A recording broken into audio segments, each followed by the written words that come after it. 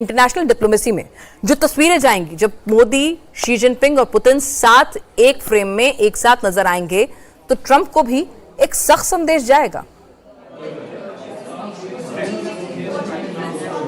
बिल्कुल, देखिए पिनाज, इसको एक रीअलाइनमेंट ऑफ रिलेशनशिप्स भी कहा जा रहा है। जिस तरह से अमेरिका जो है टैरिफ को लेकर के अड़ा हुआ है, काफ़ी बातों की नेगोशिएशंस के दौर के बावजूद भी हम नहीं देख रहे हैं कि कोई वहाँ पर जो है कुछ चीज़ें रिलैक्स होती हुई नज़र आती हैं। ऐसे में रीसेटिंग ऑफ रिलेशनशिप भी कहा जा रहा है। जिस तरह से वांग यी भी थोड़े दिन पहले गए, उससे पहले हमारे NSA अजीत डोभाल साहब भी गए रूस की यात्रा पर। उन्होंने वहाँ पर उनके राष्ट्रपति से मुलाकात की। और अगर चाइना की बात करें तो चाइना के फॉरेन मिनिस्टर वांग यी भारत में आए और बॉर्डर के जो इश्यूज हैं, डी एस्केलेशन के जो इश्यूज हैं, उस पर बातचीत हुई। एक 10 पॉइंट्स का एजेंडा उस मीटिंग के बाद, जब भारत में वांग यी आए थे, उसके बाद निकल करके सामने आया, जिसमें एयरलाइन रिज्यूम करने का, एयर कनेक्टिविटी रिज्यूम करने का भी एक बड़ा पॉइंट था। तो रिश्ते जरूर सुधार की तरफ आगे जा रहे हैं, लेकिन जहां तक SCO समिट है उसको एक मल्टीलेटरल कॉन्टेक्स्ट में देखना ज्यादा सही होगा, बजाय कि हम एक बायलेटरल कॉन्टेक्स्ट में देखें या इंडो चाइना रिलेशनशिप के कॉन्टेक्स्ट में देखें। उसकी बजाय इसको एक लार्जर कॉन्टेक्स्ट, एक मल्टीलेटरल कॉन्टेक्स्ट में देखना ज़्यादा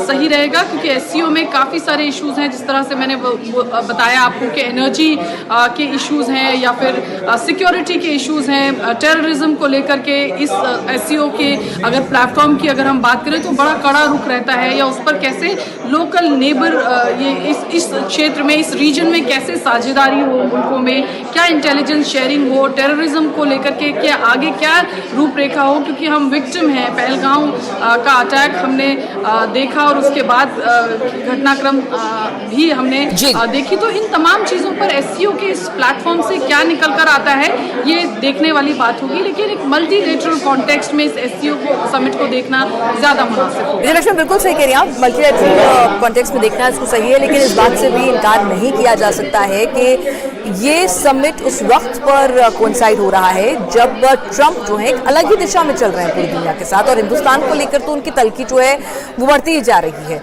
तो कहीं ना कहीं जो एक फेलियर है उनका कि वो रूस यूक्रेन युद्ध को खत्म करने का दावा करते थे, नहीं कर पाए। टैरिफ वॉर में भी वो लगातार फेल हो रहे हैं, खुद उसी को गैरकानूनी करार दिया जा रहा है। फिर जिस तरह से उन्होंने पुतिन के साथ मुलाकात की, वो भी एक उनके लिए बड़ा फेलियर साबित हुआ है। तो ट्रंप के लगातार होते फेलियर्स के बीच में, उनकी तानाशाही के बीच में, मनमानी के बीच में, ये समिट में जब ये तीन बड़े नेता विश्व के आपस में मिलेंगे, कुछ कॉमन ग्राउंड्स पर सहमति भी बनेगी, लाजमी है, तो कहीं ना कहीं उसका भी एक बड़ा काउंटर और एक बड़ा मैसेज जाएगा।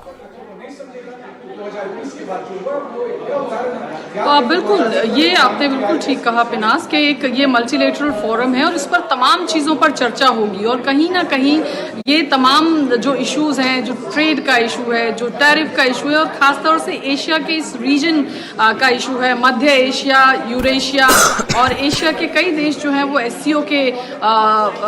SCO के मेंबर्स हैं। तो इस इलाके में, इस रीजन में चाहे ट्रेड हो, चाहे टैरिफ हो, चाहे सिक्योरिटी हो, चाहे एनर्जी हो, उसको लेकर के बातचीत होगी। और जिस तरह से हमने देखा भारत की पॉलिसी, हमने ऑल्टरनेटिव मीन्स जो है भारत ने, या किस तरह से कुछ अन्य देशों के साथ बातचीत या ट्रेड के टाइज को और कैसे बढ़ाया जाए, उसको लेकर के ऑलरेडी इंडिया की तरफ से काम जो है एक तरीके से शुरू हो चुका है। तो ऐसे में ये जो रीअलाइनमेंट या रीसेटिंग ऑफ रिलेशनशिप, एक संदेश ज़रूर वहाँ पर नज़र आता है। लेकिन SCO के इस फोरम की बात करें तो मल्टीलेटरल वे में इन तमाम चीज़ों पर चर्चा होगी। कोई द्विपक्षीय तौर पर चर्चा नहीं होगी कि भारत और चीन के बीच में ये होने जा रहा है, लेकिन इस पूरे रीजन की अगर हम बात करें, जिसमें यूरेशिया की कुछ कंट्री हैं, जिसमें मध्य एशिया है, जिसमें साउथ एशिया है, तो इन कंट्रीज के बीच में किस तरह की साझा रणनीति जो है होती है, उसका असर जो है वो इन तमाम मुल्कों की आगे की रणनीति पर जरूर देखने को मिलेगा। बिल्कुल विजयलक्ष्मी, इंतजार है। प्रधानमंत्री नरेंद्र मोदी की हम तस्वीरें लगातार अपने दर्शकों को दिखा रहे हैं, जहां पर एयरपोर्ट पर उनका शानदार स्वागत हुआ है। आप उस होटल में मौजूद हैं तेंजिन में, जहां पर अब से कुछ ही देर में प्रधानमंत्री नरेंद्र मोदी पहुंचने वाले हैं।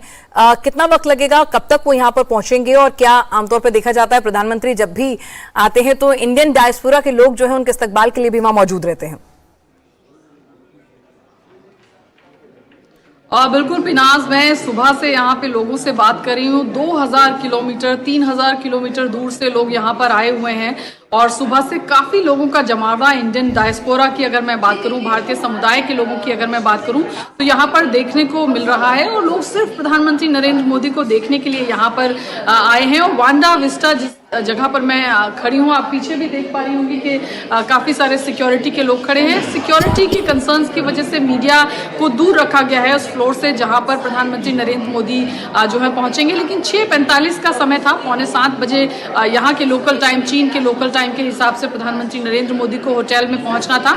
हालांकि उनके विमान की लैंडिंग जो है वो चीन में हो चुकी है, लेकिन अभी होटल वो नहीं पहुंचे हैं। अब से थोड़ी देर में हमें बताया जा रहा है कि प्रधानमंत्री नरेंद्र मोदी यहाँ पर पहुंचेंगे इस होटल में, और भव्य स्वागत की तैयारियां, क्योंकि हम काफी सारे लोग देख रहे थे जो परफॉर्मेंसेज अपनी तैयार कर रहे हैं, कल्चरल कलरफुल परफॉर्मेंसेज यहाँ पर कुछ लोगों ने तैयार की प्रधानमंत्री को दिखाने के लिए। और इंडियन डायस्पोरा खासतौर से बेहद उत्सुक और एक्साइटेड जो है इस मीट के लिए, इस विजिट के लिए जरूर नजर आया। और काफी संख्या में नीचे लोग हैं, जब एक बार हम उनसे बात कर पाएंगे तो जरूर अपने दर्शकों तक पहुंचाएंगे कि क्या किस तरह की सोच इंडियन डायस्पोरा यहाँ पर रखता है। लेकिन एक बेहद ऐतिहासिक और बड़ी मीटिंग, क्योंकि 2018 के बाद फिनाज ये पहली चाइना विजिट है प्रधानमंत्री नरेंद्र मोदी की। वुहान में इससे पहले जब एक इनफॉर्मल समिट भारत और चाइना के बीच में हुआ था, तब प्रधानमंत्री नरेंद्र मोदी चाइना के वुहान शहर में आए थे। उसके बाद रिश्तों में तल्खी आई 2020 अप्रैल से